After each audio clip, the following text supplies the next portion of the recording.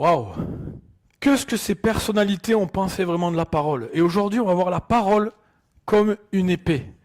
Vous allez dire, c'est une image assez forte, surtout au jour d'aujourd'hui. La parole comme une épée. Et il y a un verset dans la Bible, dans Hébreux 4,12. Mais avant, je vais vous embêter. J'aime bien embêter les personnes avec qui je discute. Je vais vous challenger. Est-ce que ceux qui sont venus aujourd'hui avec leur parole peuvent juste la lever comme ça? Mes amis, j'aurais dû voir toute la salle lever la main avec sa parole à la main. Nous devons venir avec l'épée et je vais vous expliquer pourquoi c'est important de venir avec. Ça, cette épée, elle est en bois. C'est une épée d'enfant que mon papa m'a conçue et que j'ai transmis à mon fils. Et je crois qu'il y a un héritage à transmettre à nos enfants. Pas forcément cette épée. Cette épée, elle ne va pas servir à grand chose. Mais aujourd'hui, ce que je veux vous montrer, c'est que si nous prenons vraiment la parole de Dieu dans son sens, l'épée, ce ne sera pas la petite épée en bois qu'on va employer, mais ce sera vraiment une épée, une véritable épée. Donc ça, cette épée, je pense à mon avis qu'elle aura plus d'effet que cette petite épée en bois. Et juste pour vous montrer, cette épée a appartenu jadis à William Wallace qui a libéré l'Écosse. Alors forcément, il a libéré avec une manière qui était beaucoup plus violente que nous aujourd'hui à l'époque. Il s'en est vraiment servi.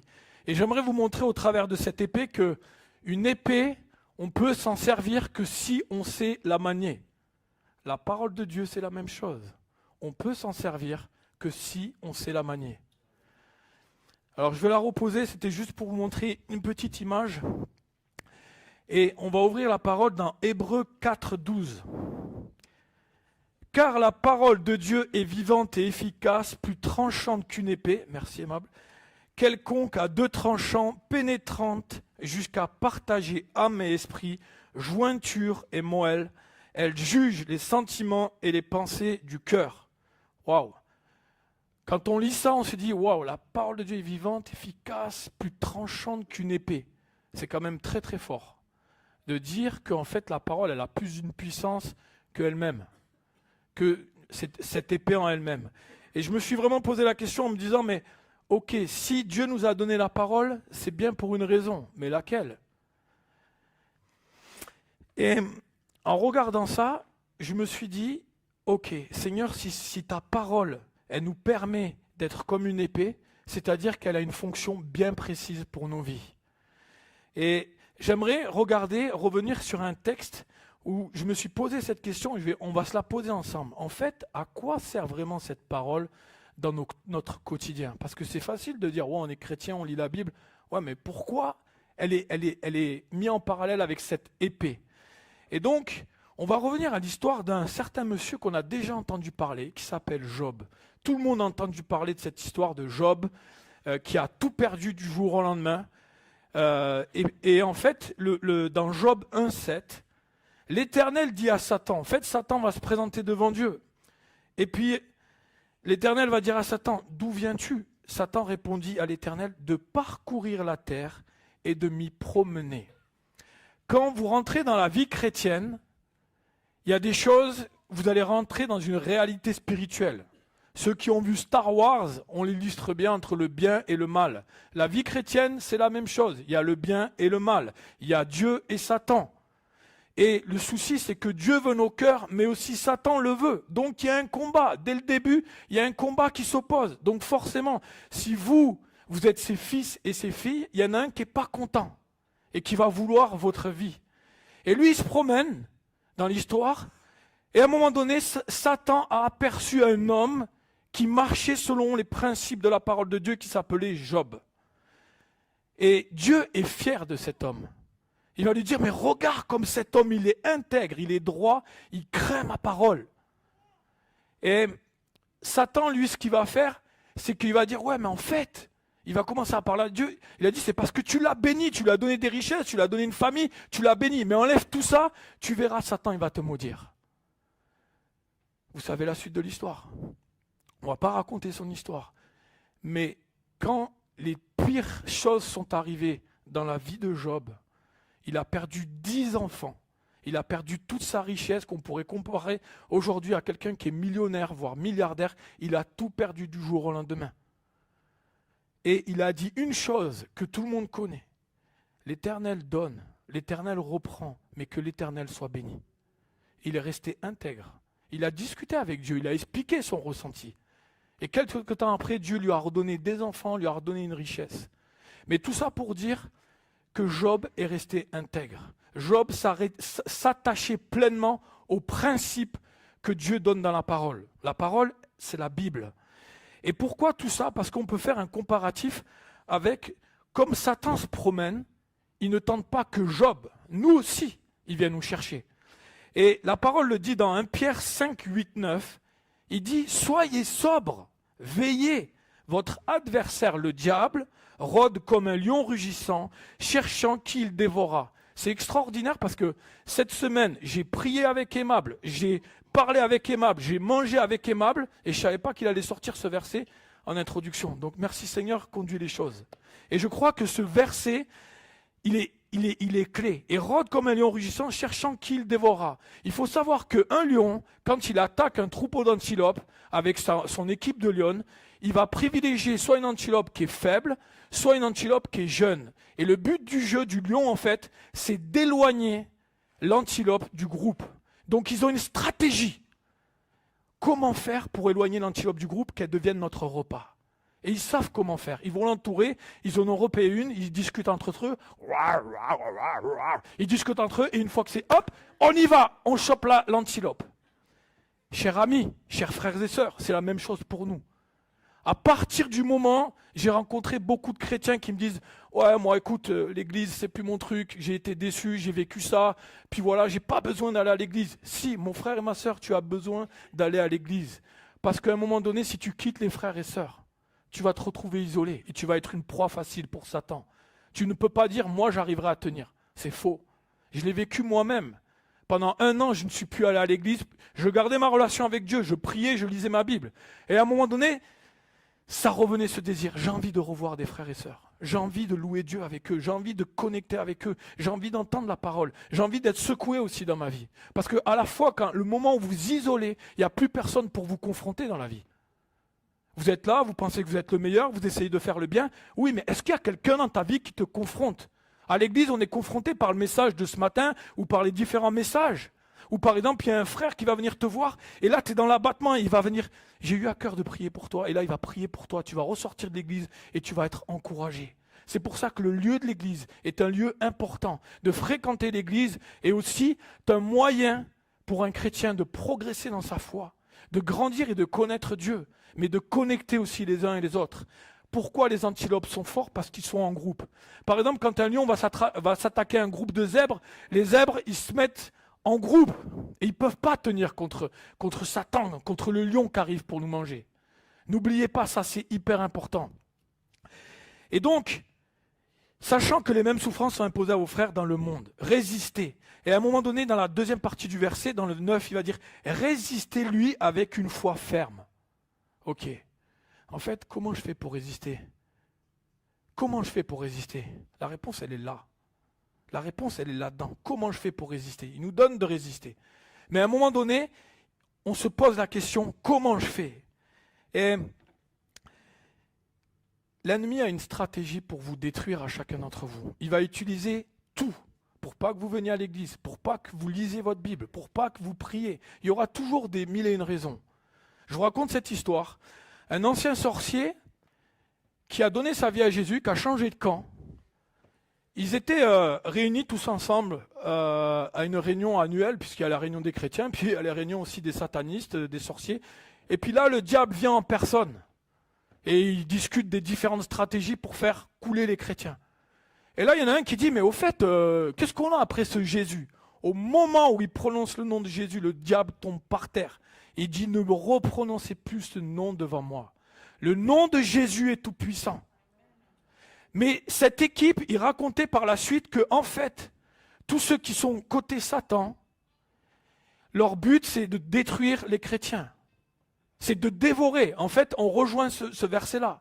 Le diable cherche à dévorer. Et il disait clairement que la société a tellement avancé que le but, dans leur stratégie, ils vont faire tout pour construire du matériel pour désattirer votre attention de la parole de Dieu.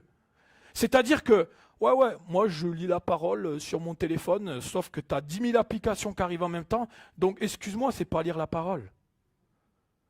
Je suis un peu dur avec vous aujourd'hui, mais ce qui nous prend le plus de temps aujourd'hui, c'est ça. C'est petit, c'est pratique, on peut tout faire. Moi j'ai mis du temps à prendre ce téléphone, beaucoup le savent. Au début j'étais avec mon Nokia 3310 et je voulais pas être dérangé plus. Malheureusement, le temps a fait que j'ai dû le prendre pour raisons professionnelles, etc. Et c'est vrai qu'on peut faire énormément de choses avec. Quand j'ai discuté avec mon collègue prof de sport au cycle, on discutait, et il me disait, j'ai fait une expérience sociale il y a 2 semaines, avec les élèves, donc des collégiens qui avaient entre 14 et 15 ans. Il est aussi prof de géographie. Il a dit, j'ai pris leur téléphone, et j'ai regardé le temps qui passait dessus. Il a relevé entre 6 heures et 15 heures par jour. C'est énorme. Et quand tu vois ça, parce que chacun d'entre vous, on peut regarder le temps qu'on a passé là. Quel est le temps que tu passes avec Dieu chaque jour? Là-dessus, bon, tu dois dépasser 6-7 heures par jour. Il n'y a aucun souci. C'est très facile de passer du temps là-dessus. Mais quel est ton temps? Quel est notre temps que nous passons dans la prière et dans la lecture de la parole? C'était vendredi. Nous étions toute une petite équipe en train de manger à la salle polyvalente, en bas. On prenait un repas avec Raphaël, Aimable et plusieurs d'entre nous. Et puis, qui c'est que je vois passer? Florence Iboa nous dit bonjour, elle passe, elle va dans la salle. Ensuite, qui c'est que je vois passer? Je vois Odette, elle arrive, elle passe, bonjour, elle va dans la salle. Et là, on commence à les entendre. Elle prie. Et j'étais là, je fais waouh. Et ensuite, je vois l'autre Florence, la femme d'Étienne. Ensuite, je vois Mamissa. Je fais waouh. Elles sont là, les mamans. Elles sont là, elles prient. Et elles prient pour chacun d'entre vous. On a des femmes qui prient dans l'église. Et on est bénis par leurs prières. Et je me dis, mais c'est ça qui nous manque des fois. C'est ça qui nous manque des fois, de se dire, oui, je veux passer du temps dans la prière. Je veux me rapprocher de Dieu. Et je sais très bien que ces femmes-là, je prie aussi avec elles le mercredi matin, elles utilisent la parole. La parole de Dieu n'est pas juste à la lire, mais elle est aussi à la proclamer dans la prière. Il y a des promesses qui vous sont données. Et à des moments, quand tu es attaqué par plein de choses, prends la parole et prie et crois que Dieu peut changer les choses. Et ça, c'est hyper important. Souvent, on se dit, ouais, non, mais... non, c'est un combat, mon ami. C'est un combat où nous sommes. C'est pas juste, je suis chrétien, je fais du bien. Attention, il y a une réalité spirituelle qui est là. Il y en a un qui veut votre vie. Par contre, de notre côté, il y en a un qui est mort pour que nos vies soient sauvées. Et ça, c'est magnifique. Jésus est mort à la croix afin que tu sois pardonné de tes péchés et que tu vives et que tu aies la vie éternelle. L'autre en face, il veut juste te détruire. Une autre petite histoire pour vous dire à quel point nous sommes dans une réalité spirituelle. J'ai un ami à moi qui a un autre ami qui lui a raconté cette histoire. Il prenait l'avion. Il monte dans l'avion, il se retrouve assis à côté d'un gars. Bon, tranquille. Jusqu'à là, tout allait bien. L'hôtesse arrive à l'heure du repas avec la petite caissette et donne les plateaux repas. Et comme lui, il était un peu au milieu et l'autre, il était de côté, et il lui dit, je vous donne votre plateau. L'autre a dit, non, je ne prends pas à manger. Je jeûne et je prie pour la destruction de la famille dans le monde. Il y a des gens qui prient pour que les familles éclatent. Il y a des gens qui prient pour que les couples divorcent. Il y a des autorités spirituelles qui sont là, qui sont en train de prier, que ça coupe tout ça. Dieu a créé l'homme et la femme pour qu'ils soient ensemble. Il ne les a jamais créés pour divorcer. Malheureusement, ça arrive. Et si l'ennemi veut attaquer les couples et les familles, c'est bien pour une raison. Quand vous êtes en couple, vous êtes plus forts ensemble. Quand vous commencez à prier, vous ébranlez les cieux. Moi, j'aime venir prier le mercredi matin parce que je ne suis pas tout seul à prier. Je suis avec mes amis. Aimable, Raphaël, Émile, il y a Florence, il y a Odette, il y a Liliana, il y a Lila qui sont là. Elles sont là, il y a Alba, il y en a plusieurs qui nous rejoignent. Et on est là, on prie ensemble. Et ça nous rend forts. Mais la parole nous encourage à prier. Si on lit la parole et qu'on met en pratique la parole, il y a quelque chose qui se passe. Et c'est pour ça que c'est important de la lire. Et j'aimerais vous dire une chose. Est-ce qu'on peut envoyer la deuxième vidéo sur le confort? Voilà ce qui se passe. Voilà ce qui se passe, malheureusement.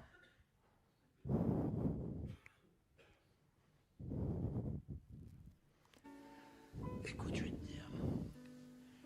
Tu vois, il y a 3 ans, t'étais un boxeur fabuleux. T'étais dur et puis méchant. Et t'avais une mâchoire encaissée et tout.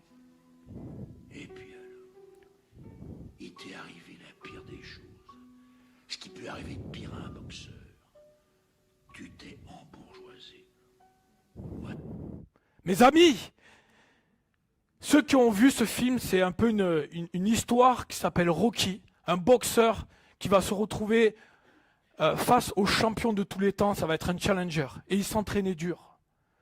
Le souci, c'est que comme il a gagné, petit à petit, quand vous gagnez à la boxe, vous ramassez des biens financiers et vous commencez à être riche.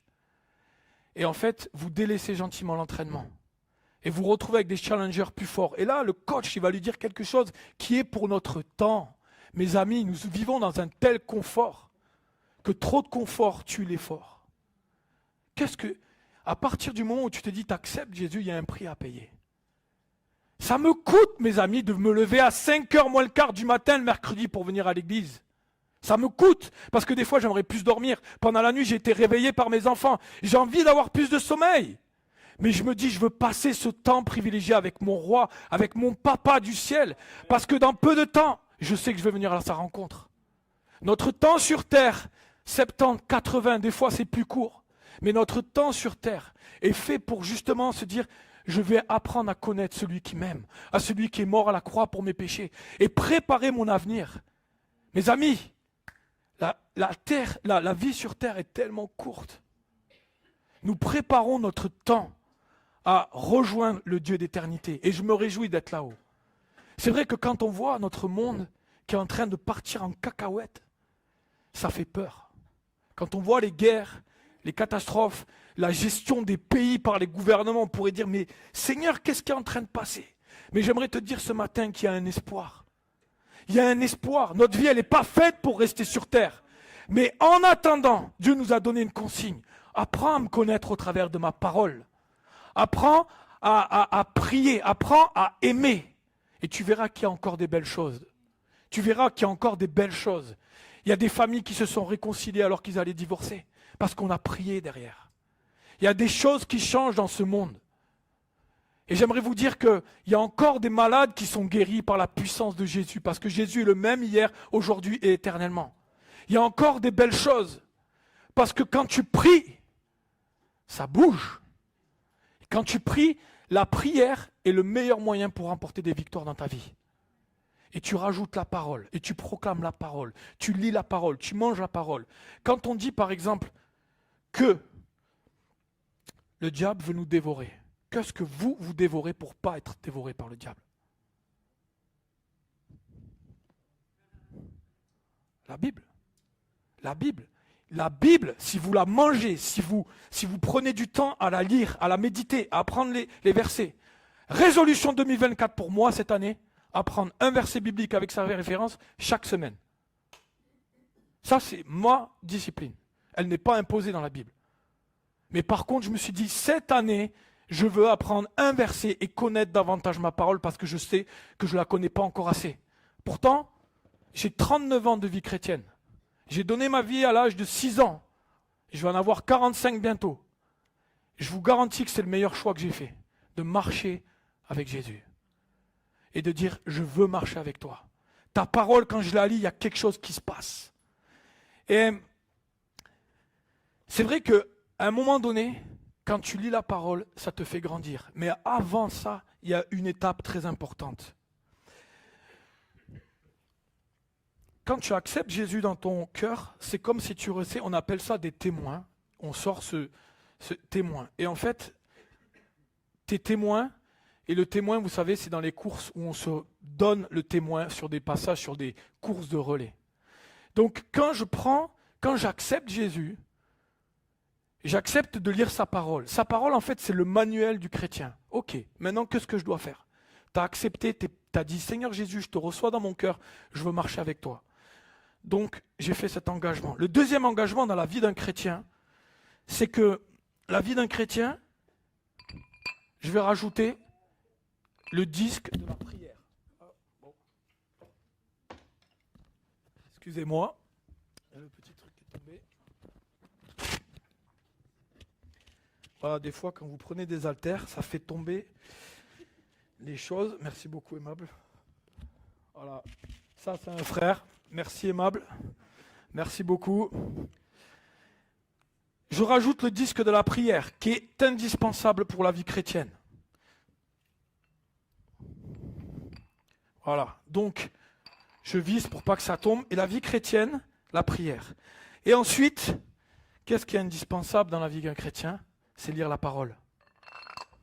Là, nous avons une altère qui est équilibrée. Nous avons commencé un équilibre. Le souci, une altère, elle est bien comme ça.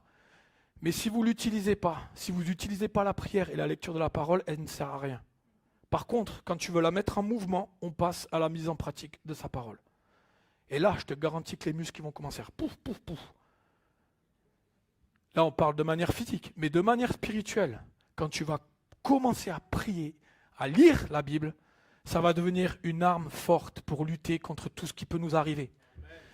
Et s'il y a quelque chose à retenir, c'est que ce côté de dire la Bible, à un moment donné, Josué va être aussi confronté à ça. Dans Josué 1,8, que nous allons prendre, j'aime beaucoup Josué parce qu'il se retrouve quand même face à la suite de prendre Moïse. Moïse a quand même conduit plus d'1 million d'hommes. Et il se retrouve à prendre la suite de Moïse. Et il va lui dire ceci. Et il va le dire par 2 fois, mais nous on va lire surtout la 2e fois. Fortifie-toi seulement et aie bon courage, en agissant fidèlement selon toute la loi que Moïse, mon serviteur, t'a prescrite. Ne t'en détourne ni à droite ni à gauche, afin de réussir dans tout ce que tu entreprendras. Verset 7, le 8, il va répéter. Que ce livre de la loi ne s'éloigne point de ta bouche, médite-le jour et nuit pour agir fidèlement selon tout ce qui est écrit. Car c'est alors que tu auras du succès dans tes entreprises, c'est alors que tu réussiras. Pour moi, entreprise, projet, monter une famille, c'est un projet. Et si tu veux amener ta famille avec toi dans ce projet de te dire on se bat ensemble, ça va faire une différence. Je me rappelle quand je me levais, il me semble que je vous en ai déjà parlé, quand j'étais jeune, je me levais et de ma chambre à la cuisine, il fallait que je traverse le couloir. Et quand je traversais le couloir, je voyais la lumière en dessous du salon. Et je savais que mon père priait et lisait sa Bible. Il priait pour nous. Ça m'a marqué. Et quand un papa, une maman a cette discipline, les enfants vous voient. On discutait de nouveau avec Raphaël et puis on parlait des matins, comment il fallait se lever tôt. Et Raphaël il me dit, nous on se lève à 6h30. Je fais, oh, ouais, tu te lèves tôt.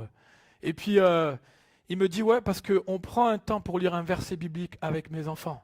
Waouh. Ensuite, je parle avec Aimable. Aimable, il me dit, oui, nous on lit la Bible le soir avec les enfants. Et JJ, il se couche avec sa Bible sous l'oreiller. Quand j'entends ça, je me dis, waouh. Et je me souviens, j'avais passé quelque temps chez mon frère, Sam, et je descendais le matin, et j'entendais mon frère qui lisait la Bible à haute voix. Et quand je suis rentré dans la cuisine, vous savez pourquoi il la lisait à haute voix? Parce que Ruben, tout petit dans son coussin, il entendait tout. La parole de Dieu impacte à n'importe quel âge ceux qui entendent. Et nous avons besoin d'avoir des papas qui transmettent cette vérité de la lecture de la parole. Elle est tellement importante. Et c'est sûr que ce n'est pas évident. Mais la Bible nous encourage à passer du temps à prier, à la méditer, à la chercher tous les jours. Parce qu'elle fait en nous de pouvoir connaître Dieu, mais elle nous fait grandir. Elle nous fait justement, ce que nous cherchons dans l'Église, ce n'est pas la perfection, mais la progression. Il n'y a pas de progression si nous ne prenons pas de temps dans la préparation. Et la préparation, elle est vraiment importante.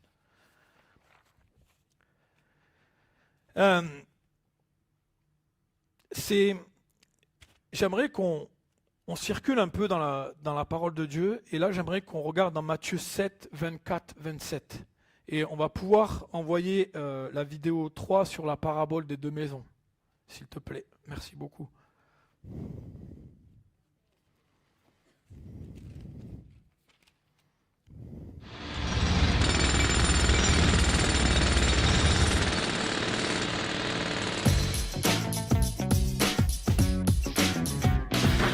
Jésus a dit, celui qui écoute ce que je dis et qui l'applique ressemble à un homme sensé qui a bâti sa maison sur le roc.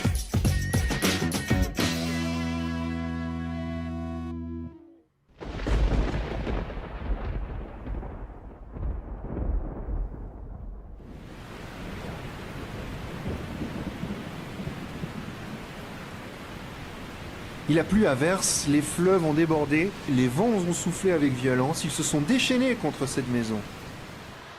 Mais elle ne s'est pas effondrée, car ses fondations reposaient sur le roc.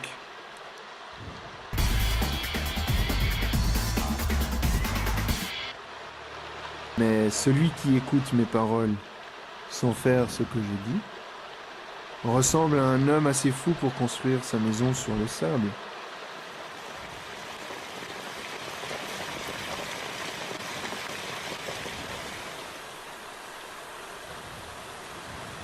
Il a plu à verse, les fleuves ont débordé, les vents ont soufflé avec violence. Ils se sont déchaînés contre cette maison.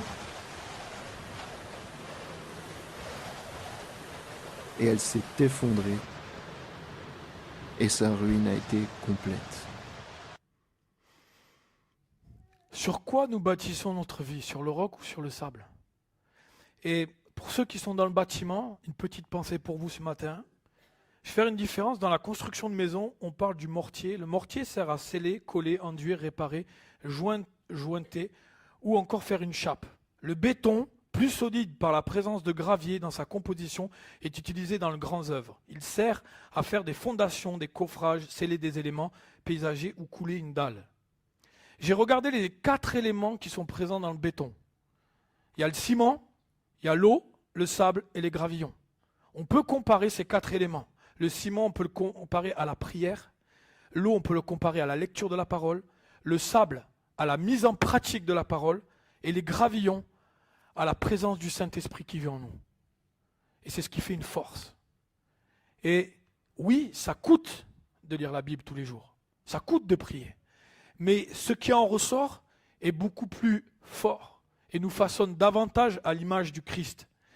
Et je me suis dit, ok, mais comment on fait? Et pour ça, j'aimerais aborder Matthieu 6, que certains déjà connaissent. Mais quand tu pries, entre dans ta chambre, ferme la porte, prie ton Père qui est dans le lieu secret, et ton Père qui voit dans le secret te le rendra. Ok, ça c'est Matthieu 6a. Et je me suis rendu compte qu'il y avait Matthieu 6b. Je vous le lis. Mais quand tu lis ta Bible, entre dans ta chambre, ferme ton attel, ta télé, ton ordinateur, etc. Et lis, médite, apprends la parole dans le lieu secret, et ton Père qui voit dans le secret te le rendra. La Bible selon Gabriel, attention. C'était juste une paraphrase. Ça n'a rien à voir de la parole, mais je l'ai transposé sur le fait, l'importance de lire la Bible. Malheureusement, on est souvent gêné par rapport à ça. Et le fait de méditer, d'apprendre la Bible, quand vous allez vivre des difficultés, des épreuves, des tentations, vous allez pouvoir avoir la force de dire non. De dire non, je me bats avec mon épée, avec la parole de Dieu. Voilà ce que dit la parole. Voilà. Et quand vous prenez une épée, elle sert non seulement à combattre, mais aussi à se défendre. Quand je prends la parole et que je sais la manier, et quand je connais des versets, je sais comment les sortir à quel moment des situations les pires de ma vie. Non. Qu'est-ce qui s'est passé pour Jésus dans le désert? Quand il a été tenté, par 3 fois, il a dit, il est écrit. Il est écrit. Il s'est battu contre le diable. Il est écrit. Et bien souvent, regardez bien Jésus où il est allé pour être tenté. Dans le désert où il n'y a rien et ni personne. Pendant 40 jours, il a prié, il a médité sa connaissance par rapport à la Bible. Qu'est-ce qui s'est passé une fois après? Satan arrive et le tente. Et là, Jésus, pendant 40 jours, c'est comme si pendant 40 jours, il avait bu la potion magique d'Astérix. C'était... il était chaud là. Le diable, il ne pouvait rien faire. Parce que Jésus, non seulement, il était entraîné pendant 40 jours de prière et de méditation de la parole, quand le diable il est arrivé, il est écrit. Et le diable, il n'a rien pu faire. Il n'a rien pu faire. Et c'est pour ça qu'on voit que même Jésus, qui a été tenté, nous montre à quel point l'importance de lire sa parole, c'est primordial. Mais quel temps nous accordons à cette présence, à ce temps où je médite la parole? Quel est le temps que j'accorde? Et c'est pas évident. C'est sûr qu'il y a un combat de tous les jours de se dire, ok, j'éteins la télé, j'arrête de faire le ménage, je vais aujourd'hui peut-être faire mon sport plus tard, mais je veux prendre un temps. Qu'est-ce que Dieu a à me dire? Et certains m'ont dit, avec qui j'ai bien souvent parlé, parce que 90% des gens que j'ai interrogés, la question c'est, est-ce que tu arrives à lire ta Bible tous les jours? 90% m'ont dit non. 90%. C'est effarant les chiffres quand on parle des pourcentages. Très peu de chrétiens lisent leur Bible tous les jours. Moi, ce que j'aime bien au Boucher, c'est que je sais que toutes les personnes qui sont présentes, vous lisez toujours la Bible tous les jours. Et ça, je suis vraiment encouragé. Je vous embête. Mais je sais qu'il y en a qui sont fidèles et qui la lisent. Mes amis, la parole de Dieu, c'est pas compliqué. Commencez par un verset. Alors, il y a des pasteurs qui aiment bien rigoler parce que le verset plus court de la parole dit « Jésus pleura ». Ah, ben j'ai lu ce verset aujourd'hui. Mais même en lisant ça, Jésus peut te parler. Nous avons vu la semaine dernière, Raphaël nous montrer comment la Bible, on pouvait la voir et que Jésus se cachait partout dans la Bible. Et c'est tellement important de saisir ça. Jésus veut te parler tous les jours. Jésus te tend la main. Il attend. À chaque fois, il le dit « Je suis à la porte et je frappe ». Tu es libre d'ouvrir la porte et de venir. Et Jésus dit, si tu ouvres la porte, je m'assierai avec toi et je souperai avec toi. Quand tu rentres en relation avec lui, il y a quelque chose qui se passe. Mais est-ce que nous aimons plus ça ou plus les plaisirs du monde? N'oublions pas, les amis, nous sommes dans un confort. Tout le confort a été créé pour nous éloigner de la présence de Dieu. Jésus était dans le désert. Mes amis, il faut retourner dans le désert. Quand tu vas lire ta Bible, prends ton téléphone, pose-le là, loin, éteins-le, enlève les sonneries. Et prends la parole avec toi et tu la lis et il n'y a rien qui peut t'embêter. Si tu as besoin d'aller dans la forêt, va dans la forêt. Il y a plein de parcs dans Genève. Mais éloigne-toi de tout ce qui peut te prendre la tête par rapport à ça. C'est dans ces moments-là où tu vas construire. Quand on parle de Rocky, quand on voit comment il s'entraînait dans une vieille cave où tout était moisi, il faisait froid et il y allait, le matin il se levait. Il n'y a que ceux qui s'entraînent qui pourront tenir. Voilà une citation que je trouvais intéressante. La vie chrétienne est une guerre de tous les jours. Tous les jours, nous avons des choix à faire, des décisions à prendre face à des situations souvent inattendues. Épreuves, tentations, opportunités, etc. nous sont présentés, mais comment allons-nous les affronter? Il n'y a pas de secret. Seuls ceux qui sont entraînés pourront résister et tenir debout. Seuls ceux qui sont entraînés. Excusez-moi de pousser encore ce mot où on a trop... Ouais, mais écoute, c'est légaliste quand tu dis ça. La lecture de la Bible, la prière fait partie d'une discipline. On n'aime pas ce mot discipline. Ouais, mais que la discipline, on nous a fait ci, on a fait ça. Dieu est un Dieu d'ordre et de discipline. Et Dieu discipline ses disciples. Et le disciple se discipline pour son Dieu. Et ça, c'est hyper important. Et quand on a compris ça, il y a quelque chose qui, justement, nous rend forts. Quand tu as décidé de dire, je vais apprendre un verset, je vais lire un verset et tu vas commencer ta discipline. Souvent, il y a des jeunes que j'entraîne et de plus en plus, on se rend compte qu'avec le monde de confort qui arrive, qui nous a un peu étouffés, beaucoup de jeunes n'ont pas de muscles dans les bras. Et quand tu leur demandes de faire des pompes ou de porter quelque chose, ils n'y arrivent pas. Parce qu'à part les pouces sur les natelles, ils ont juste les pouces musclés, mais ils n'ont rien dans les bras. Tu leur demandes de faire une pompe, mon fils de 4 ans et demi, Mathis, il fait 15 pompes. Pourquoi? Parce qu'il a un papa qui lui a montré l'exemple. Il n'y a pas des... C'est comme ça. Le soir, ils ont tellement l'habitude qu'on prie, parce qu'une habitude, avant de devenir une habitude, doit devenir une discipline. Parce que des fois, c'est dur. Quand mes enfants voient que je tarde pour aller prier avec eux, ils m'appellent. Papa, viens prier avec nous. Et je me dis, voilà, c'est ça qu'on doit enseigner à nos enfants, mais c'est aussi nous-mêmes qui nous devons nous imprégner de ça et dire, ok, je vais me discipliner, je vais apprécier. Des fois, il y en a certains qui me disent, ouais, je suis allé en salle de sport, au début, je ne voulais pas aller. Et puis en fait, waouh, j'étais trop bien. Quand je parle aussi avec ceux qui viennent prier le mercredi matin, c'était dur de venir, mais waouh, on a vécu un moment de prière tellement fort. Il y en a peut-être ce matin qui ont combattu pour venir à l'église. Ils auraient préféré rester dans le fond du lit, je comprends. Moi, des fois, j'aimerais bien rester le dimanche tranquille. Mais quand tu viens avec les frères et sœurs, que tu loues Dieu, il y a quelque chose qui se passe. Il y a des versets qui sont dits qui vont parler à ton cœur. La parole, elle est tranchante. Ah ouais, ok, waouh, ça a servi pour ma vie. Les amis, la parole est tellement importante. On doit manger la parole. Vous savez, j'ai essayé de trouver un contraire parce qu'on parle justement que le diable dévore. Et je me suis dit, est-ce qu'il y a un autre? Parce qu'en fait, le mot dévorer, en grec, ça veut dire détruire. Et je me suis dit, mais est-ce qu'il n'y aurait pas un autre mot aussi fort qui pourrait contrer un peu dévorer, mais dans l'autre sens?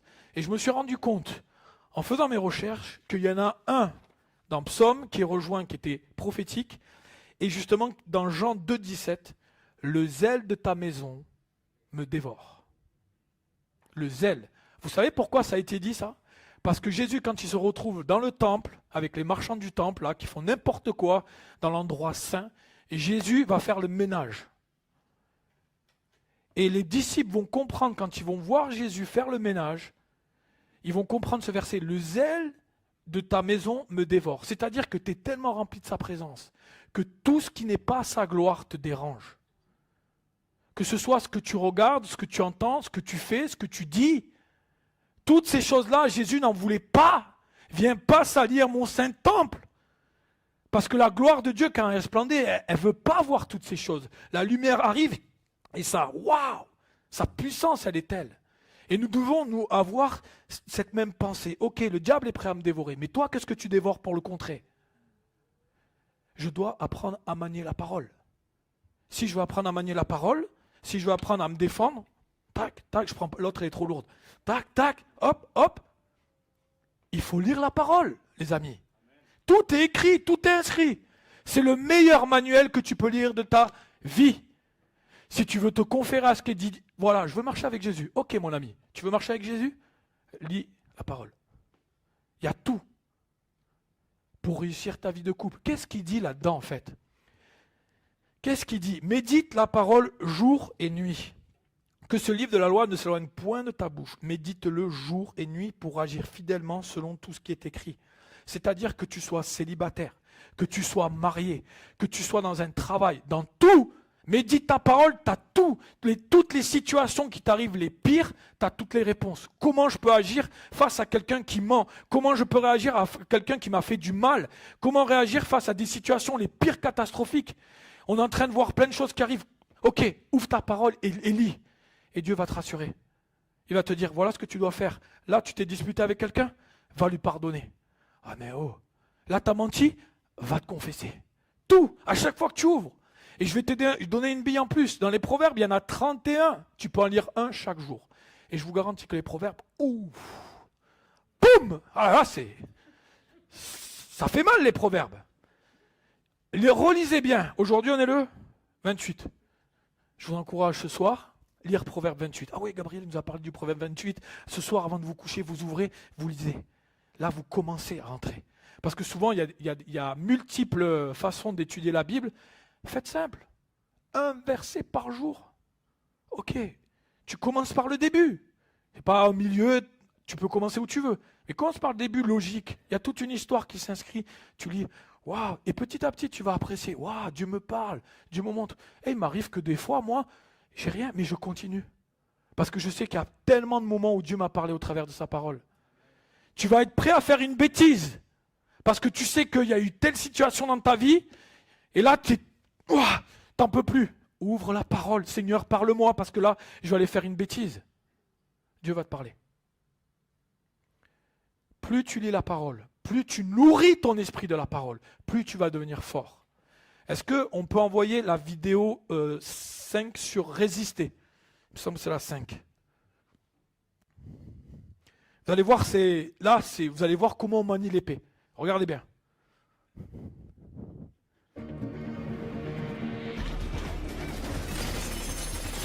Donc on peut avoir le découragement, la déception, les tentations, la tricherie, les pensées mauvaises, les mensonges, la haine, la moquerie. Oh, il est trop fort, le gars. Mais vous savez pourquoi il est trop fort? Parce qu'il s'est entraîné. Il n'y a pas de secret. Vous voulez être fort. La parole, elle dit résister. Mais avant de résister, comment tu vas faire pour résister? Si tu n'es pas entraîné à lire la parole, tu vas te faire dévorer. Et aujourd'hui, j'ai envie de te dire, j'ai pas envie que tu te fasses dévorer. Moi, j'ai envie qu'ensemble, quand ce sera notre moment, on puisse se réjouir tous ensemble dans les cieux. Parce que moi, ma vie, elle n'est pas faite sur la terre. Ça peut être demain, ça peut être dans quelques heures. Je sais que j'ai donné ma vie à Jésus. Et je sais que je me retrouve à ses côtés. J'ai cette conviction. Mais en attendant, j'attends. En attendant, je me tiens debout. Je m'entraîne. Je lis la parole. Je vais prier. Je vais à l'église. Je vais au groupe de maison.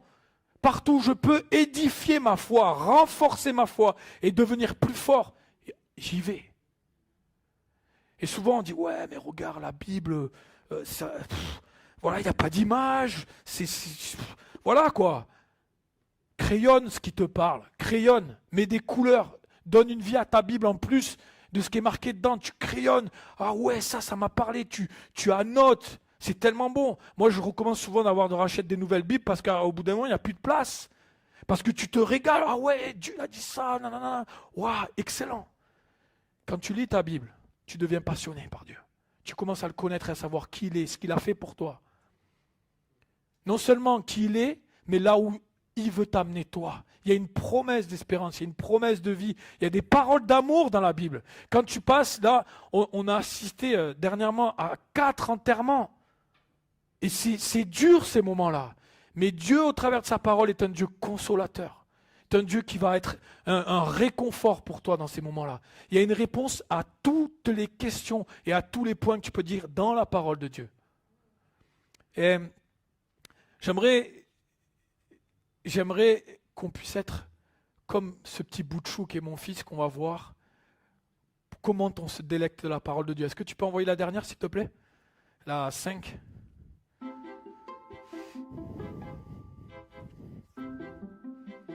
J'ai trop aimé sa réaction.